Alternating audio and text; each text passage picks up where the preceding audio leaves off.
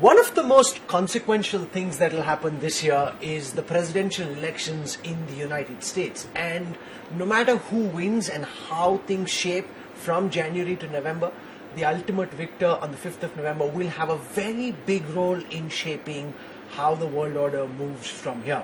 Could it be the erratic Donald Trump? Could it be Joe Biden once again, despite his age and health? To talk about some of the factors at play in the United States, in India and globally, we're joined here at the India Today, Business Today studios at the World Economic Forum at Davos by Samir Saran, one of India's leading think tankers, president of the Observer Research Foundation. With us also is Ravi Agarwal, editor-in-chief of one of the world's most respected foreign policy journals, Foreign Policy. Thank you very much for joining us. Thank you. I want to start by asking you, Ravi, from your perch, given how the American presidential elections are shaping up, are you now veering around to the inevitability of a Joe Biden versus Trump presidential contest in November?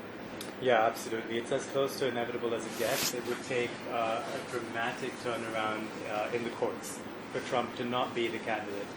Joe Biden obviously is the candidate. It's unlikely that anyone will challenge him at this stage.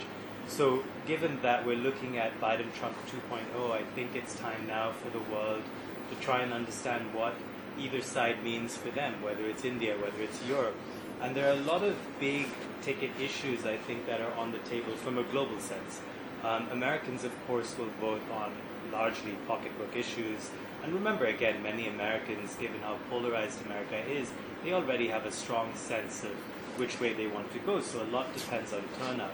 But if you're in the rest of the world, you're going to worry about the future of multilateralism. You're going to worry about how America engages with the world. If you're in Europe, you're going to worry about America's support for Ukraine.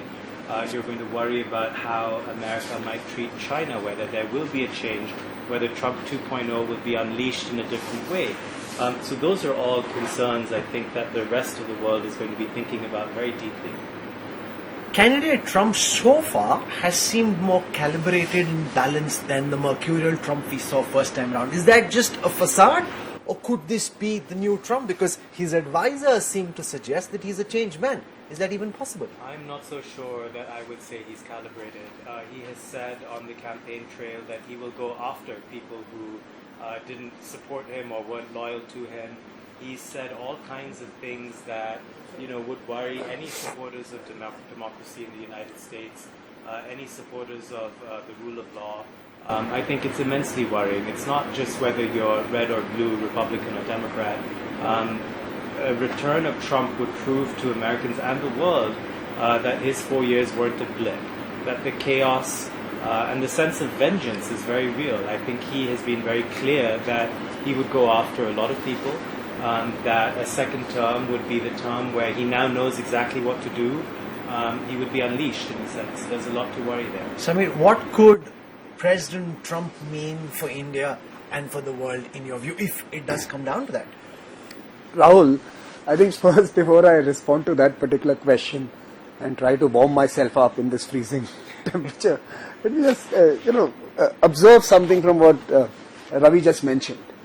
In any other part of the world, if you had the developments that you've seen in America in the last 6 to 8 months, cases being filed against the opposition candidate making outrageous statements and literally abusing everyone and every region of the world at some point, you would have said this is a nutcase democracy, this is a sham, this is not democracy, right? Can you imagine in any other part of the world an opposition candidate having 20 cases filed against him in the year when you're campaigning, and America saying, oh no, fine, it's... And so calling for insurrection. And calling for insurrection. Look, it's a spectacle rather than a democratic process right now in the US. And none of us should be, taking this lightly. I think it forebodes a number of issues. The most important is the durability of America to remain a viable and influential actor in the world affairs in the future. I think that's the first big thing we all have to realize, that a world without a rational, strong, sensible, influential America is upon us, and we have to start looking at plan Bs. All of us have to start thinking about it. So I think what this election tells us is that we need plan B, and I think that is my response to you. Now my response to you is that there are 3 sets of countries, many more, but 3 sets of countries in terms of how they are assessing the elections as we go forward. First, many who rely on America for security, for their economics, for their relevance, are worried, and they should be. As governments change, and as governments change in this dramatic way with very differing worldviews, they are likely to be most affected. Many of them depend on America for many of these important national considerations, security, economics, and of course the voice and agency they have in international platforms. Now there are a second set of countries who actually are enjoying this. They are actually seeing this as a way of claiming the space that America is inadvertently vacating.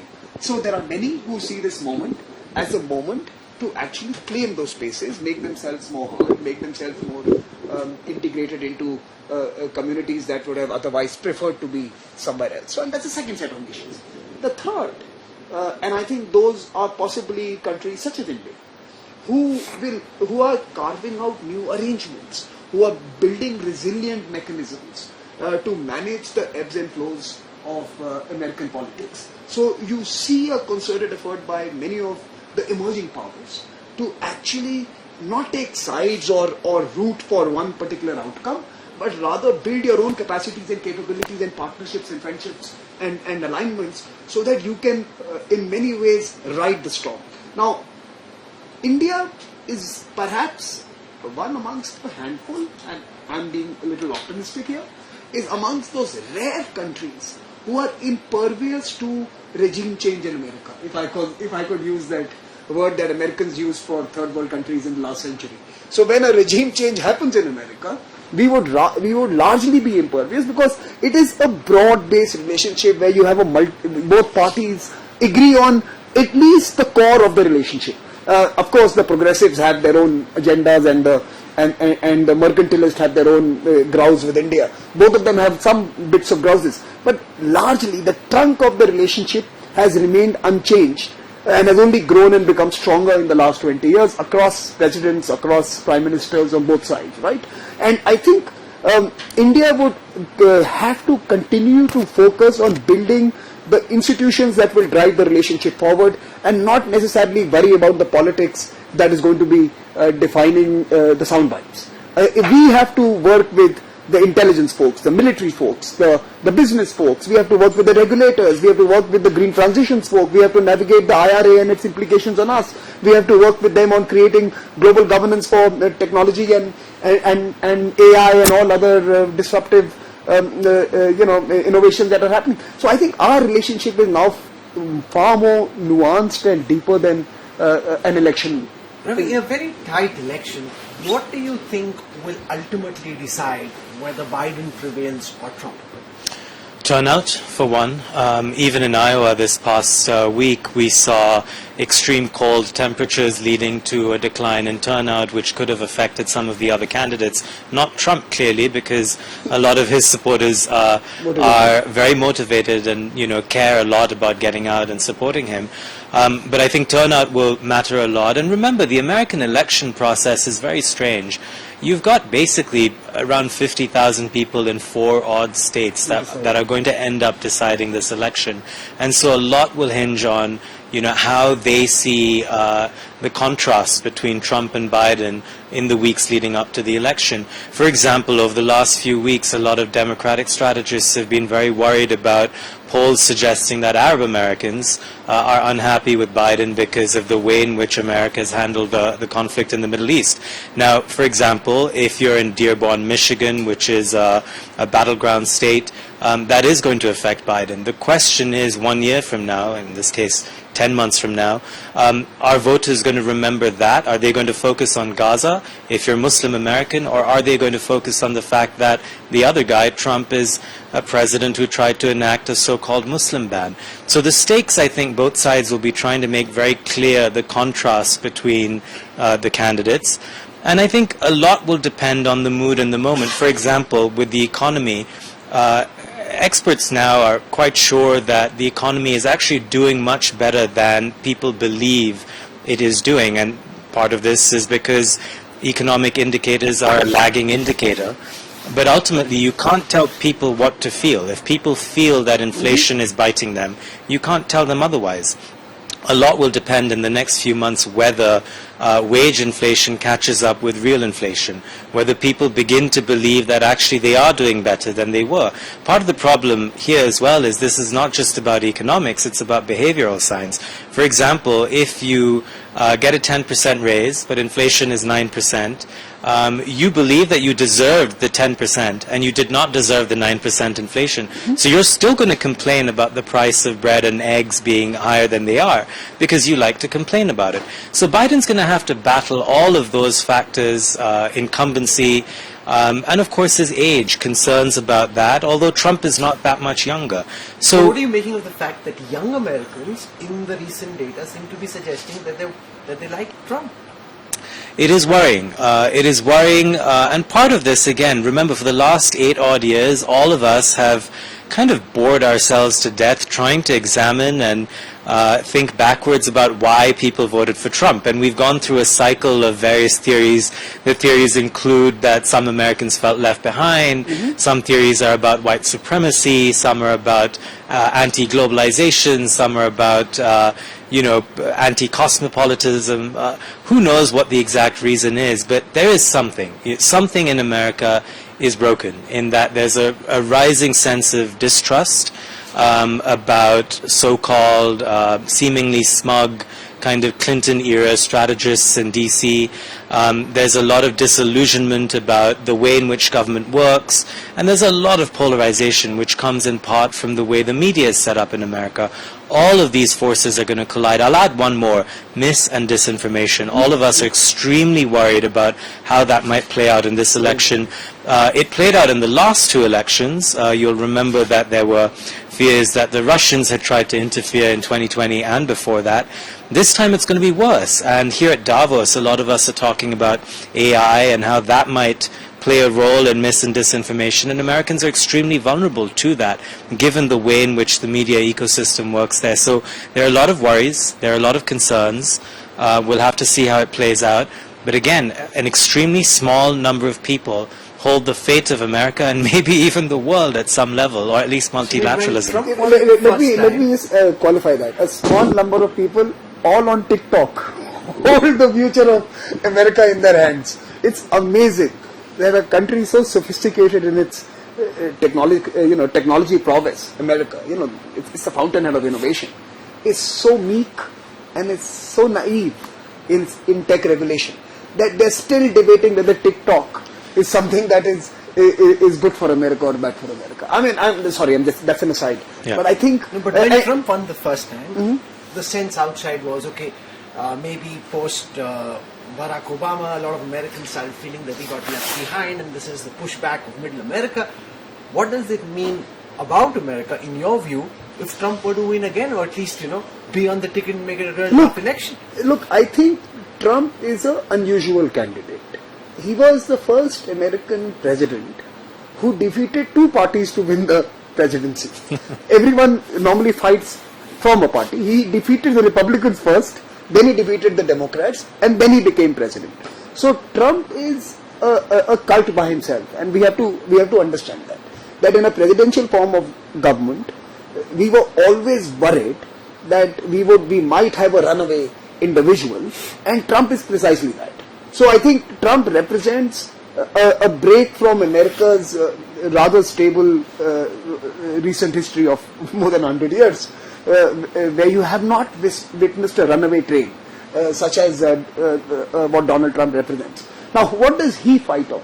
He fights on exactly the same vulnerabilities and anxieties of people that folks around the world fight on. Now, what is that? It is not how you are doing. It is how someone else is doing, and are you doing worse off? And I think he fights on inequality in society and not the overall lifting up of the economic situation of individuals, right?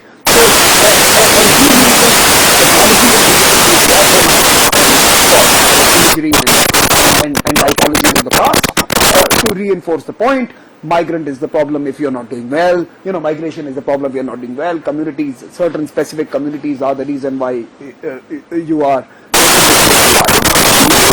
he is using a 20th century playbook in 21st century grammar, vocabulary and technology. There is nothing new about his campaign. What has changed is exactly what Ravi mentioned.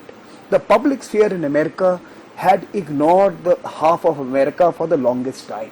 You know, when things were going well, at the peak of Pax Americana, it was basically 25% of American elites who represented the Pax Americana. 75% were excluded from the press, were excluded from financial institutions, were excluded from economic mainstream programs. They were generally growing at a different speed, living in a different reality, and facing daily situations which were remarkably different to those in the coasts, West Coast and East Coast. America had a problem. America had a serious problem. It had a structural problem which has created a constituency that believes that it has no relationship whatsoever with what the Democratic Party today represents. Right? Guess what? In the most recent times, and this is the point Ravi was making, in the most recent times there's a breach in the Democratic Party itself. Now, you have the centrist of old, the Clintonians, and perhaps I would argue even the Biden format of governance, what he has shown in his first term, who are more center-left and who look at American force for the world being a force for good, who are internationalists by definition, who seek to do good as they assess it. I'm not saying they always end up doing it, but as they assess it. But they are generally folks who are what we would call the centrists, right? Now there's a breach in the Democratic Party. There are progressives who are sometimes as ridiculous as the Trumpians. You know, the extreme left of the Democratic Party and the right in American politics are both seemingly unrelatable to people who are sitting in different parts of the world, right? And those folks are perhaps the weakest link in Biden's re-election bid. Will they go out and vote for him? Because for him, Ukraine was peak American internationalism, and intervening for Israel and against Hamas is a failure of America. The same group, the same chunk which was celebrating intervention in Ukraine is the one that is bemoaning American intervention in the Middle East. How do they behave will decide what, because see, please understand, Trump starts with a 2% disadvantage. That is the way America is structured. Republicans don't have the numbers. If all Democrat folks come out and vote, it is very difficult to defeat the Democrats. The question is, will they come out and vote for Biden after breach of trust, as they see has happened in the Middle East? In an election year, it's very difficult for any president to take big foreign policy decisions. Given that reality, Ravi, how do you see the situation in the Middle East play out from here? America is putting some pressure, not adequate in the view of India and many other countries, on Israel to now start pulling back on the hostilities in Gaza. Not that that's making any difference to Benjamin Netanyahu. There is the concern about a potential escalation with the Hezbollah and the Houthis, who continue to keep attacking shipping liners. So how do you see the situation play out from here? I'm worried. I'm very concerned about how America is handling the crisis in the Middle East. You mentioned the Houthis. This week, America and UK forces have tried to bomb Houthi positions. The Houthis are defiant. They will escalate at some point, and they already have in attacking a US ship this week. Remember, part of the reason behind all of this is to free up the Red Sea to allow commercial vessels to go through, which has impacts on supply chains and insurance around the world. That hasn't changed. So there's still a lot of fear about a wider war. You mentioned Hezbollah. They haven't even entered the fray in a big way. If they do, this war becomes so much bigger, and America gets mired in a much more serious way. That is immensely concerning. I think, on October 8th, the day after Hamas's horrific attack on Israel, President Biden did the right thing. He decided to go to Israel. He decided to stand with Israel. But I think in the days since, as destruction in Gaza has continued, as the death toll has mounted, as we've learned more about what's happening there, and also the fact that Hamas is still operating. It's the notion that one could destroy this group, as Israel has claimed it wants to do, is a claim that beggars belief at this point. And so I think how quickly America can pivot, can add pressure on Israel, can force Israel to think about an end game, That's going to be very important. And I think America maybe has miscalculated a little bit how much it is losing support in the Middle East, in the Arab world, in the Muslim world, even among countries that are not part of any of those constituencies. India, for example. There's a divergence. The global south generally. There's also a divergence between America and Europe when it comes to how to act with Israel. So Biden has to step up. I mean, the thing is, he has all this leverage on Israel. The question is, when do you use that leverage? Prime Minister Modi and Benjamin Netanyahu is very close, and now suddenly Netanyahu is persona non grata in Israel. People want him gone as soon as possible. And India has had a long-standing relationship with the people of Palestine and for the Palestinian cause. That puts a country like India in a very tricky situation, given what's playing out now and the fact that our shipping vessels also are being attacked with the Houthis. So, Rahul, any country that has good ties and feels well for both sets of people, both sides of the conflict, Palestinian people, not the Hamas. Let's make a distinction between Hamas and the Palestinian people, and I think that is important. Every time we say Hamas, we tend to invisibilize the Palestinians who are actually the ones who are perhaps bearing the brunt of this conflict, and the Israeli people. And I think any country who feels well for both of these sets of people, the Palestinians and the Israelis, like India has always done, is going to be in a sticky place. Because, in some ways, if you were an evil planner in the Hamas wing of disruption and devastation, this is precisely the kind of response you would have hoped for, and the kind of the media imagery and the narrations that have emerged in the last few months. You would have actually wanted this kind of a global public outcry to bring this conflict center stage, to make it alive again. Remember, no one was talking about it. People were talking about a new Middle East. People were talking about connectivity. People were talking about the Abraham Accords. There are many who did not want this to happen. And if you were a planner and you wanted to disrupt all of this, this is exactly what you had wanted. So I think Hamas, in many ways, has succeeded in doing what they set out to do by bringing this whole old and historic dispute back at the heart of global discussions today, and I think that's an important element. But more importantly, they have also in many ways been able to galvanize the traditional non-aligned communities of the past, of the 20th century, into mobilizing against the Israeli nation, not against Netanyahu, against the Israeli nation. South Africa in the courts, for example, right? So, in many ways, they've also been able to tap into the 20th century collectives to come up and speak against Israel. And I think both of them hide, or rather are inadequate to come to, in some ways, an understanding of what is really happening. Yes, Netanyahu, by all accounts, is no longer the Netanyahu of many years ago. He has progressively chosen to stay relevant by changing his politics over time. It is part of his political continuance, and I don't think India's relationship with Israel is about Netanyahu. India's relationship with Israel existed far before Netanyahu was the project Netanyahu was even conceived, right? So the idea that we have that India has a relationship which is somehow joined up with Netanyahu is wrong. We have a relationship with Israel which is independent of Netanyahu, and we have a position on Palestine that is time immemorial. In some ways, we always stood for it. And India is trying to make both of them happen, against terror and for the Palestinian people.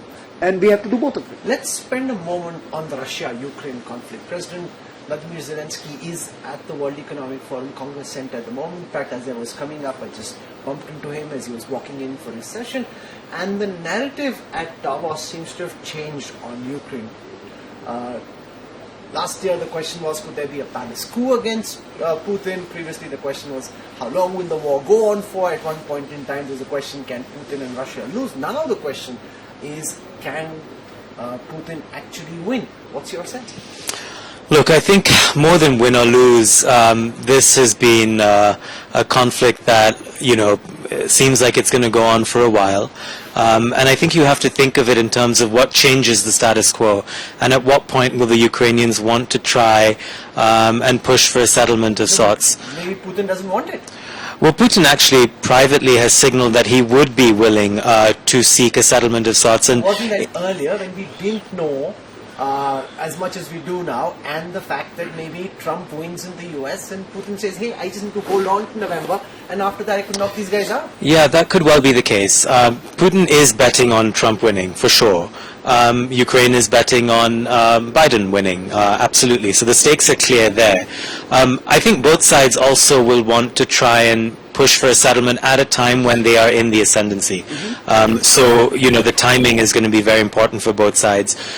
Ukraine has several milestones to look forward to this year. I mean, the spring and then summer and then winter counteroffensive didn't work out. It doesn't seem like they have the ammunition to push again for a counteroffensive until maybe 2025. So on Ukraine's point of view, this is going to be, mostly a defensive kind of maneuvering throughout 2024. But however, on the diplomatic front, they are trying to reorient some of their military supply chains through Europe rather than just depending on America. So they're very concerned about Trump, but they're also planning for a world in which Trump is president. Look out for the 75th anniversary of NATO, the big summit in June, where Ukraine is going to hopefully push for assurances and get them that it will eventually join NATO in 2 or 3 years. And those are all things that could lead to a pathway towards a settlement. And the reason why I say that is if NATO were to agree to create a pathway for Ukraine to join, then it would agree to defend the parts of Ukraine that Ukraine currently controls, so about 80% of the country, which would then mean that NATO has to defend those 80% sort of parts of territory that Ukraine does control. That'll be big. If that happens, we might have the beginnings of a settlement in 2024. That will likely take longer to work out, 25 or 26. But this is a war that will continue for a while. What's your reading? How is this conflict likely to play out from here? And what does it mean for India? Look, for us, I think we have to continue to be among those few voices which encourage early resolution or an off-ramp at least, even as we work on a resolution. So I think there are two parts to it. First, there has to be a working ceasefire. It could still be, it could still involve military build-ups on both sides. But let's try and get the fighting to stop. I think that's the first thing we need to look at. And then let's try to carve out something that is workable. If what Ravi was to say was to bear out, in some sense, 80% of Ukraine part of NATO, 20% as what I would call the safe zone between Russia and NATO, because that's what Russia's political anxiety is, to have NATO on its border, right? So Ukraine joining NATO was something that had terrified them. It's not going to change now. If they fought for it earlier, if they decided to step into Ukraine to fix that earlier, that is not going to go away. And Putin is standing for his own elections. He's probably regained his popularity. He's more popular today than he was 2 years ago. I think most folks would agree to that. There's no real way of knowing that. I mean, how do you know? There's no real polling in Russia about popularity. Look, I think Rahul, sitting in Davos, the wind has affected you. Russia has the largest turnout of during its elections, and they do see voting. Now, we could always... it helps if you jail all of your opponents. Look. I think you have to be fair here. They have large turnouts, and a large chunk of that turnouts votes in favor of Putin. I think that's a fact. Everything else is conjecture. I'm just telling you that. But it's also true that many American surveys that had polled that had asked the question about Russia's popularity 2 years ago versus more recently will tell you there's been a marked upswing in support he has. So I think his worst phase in this battle is behind him. He is far more confident of a new plan that had emerged post the early setbacks and by the way, they were not just early, they were long sustained setbacks for nearly 1 year. It was a tough 1 year for Russia. For a war that they considered to be over in 15 minutes, so they wanted it over in 15 days, was lasting many months. Sorry, I said years, I meant 15 days. Now, it was a long 1 year for them. It was a long winter for him. I think those days are behind them. I am not sure that he is waiting for Trump's election. I am sure his plan is immune to American politics. Great powers make their own, and they certainly consider themselves as one. And they make their own assessments. I think Ravi is absolutely right. He would like a ceasefire when he believes he can negotiate a better outcome. And the NATO would want a ceasefire when they can negotiate a better outcome. Ukraine is not a player in this. Ukraine is the proxy used by a $40 trillion and a multi-country coalition that is negotiating the terms of Europe's future. It is now no longer about the conflict that started 2.5 years ago. Its resolution is about the clutch of EU 27 plus America and a few others. It's about the 30-odd countries sitting on one side with a $40 trillion GDP and a $2 trillion GDP sitting on the other side, negotiating the terms of resolution of Europe. So I don't think this battle is about, I think invoking Ukraine is not necessarily correct. It is a Western Europe, America discussion with Russia on the future of Europe, and both sides would like to do this discussion on terms that benefit them. Yes, Russia may believe that waiting a few months, holding out a few more days might allow them to negotiate better terms, but I suspect both America and Russia are in conversations already. I don't suspect, I know they are, and they are talking to each other at various levels, and I don't think the Europeans are very excited about that, but I do know that at least the American security, intelligence and thinking community has been discussing the possible off-ramps, has also been throwing trial balloons through media and other discussion forums, is also reaching out to think tankers in Russia or academics in Russia to have the conversations on. There is an effort. I'm not sure in an election year the Americans can go beyond, can go the whole way in pushing this towards a certain direction, and I don't think Russia is harmed by waiting for it to get over, the elections to get over. It might result in an outcome that might be more favorable to them. So I think both of them cannot accelerate this before the elections in some sense, and one party gains either way. Sure, this has been a fascinating conversation, lots of sharp insights there. Ravi Bhagavad and Samir, thank you so much for joining us here. Thank you. Thank you. Pleasure. Thank you very much. Thanks. Cheers.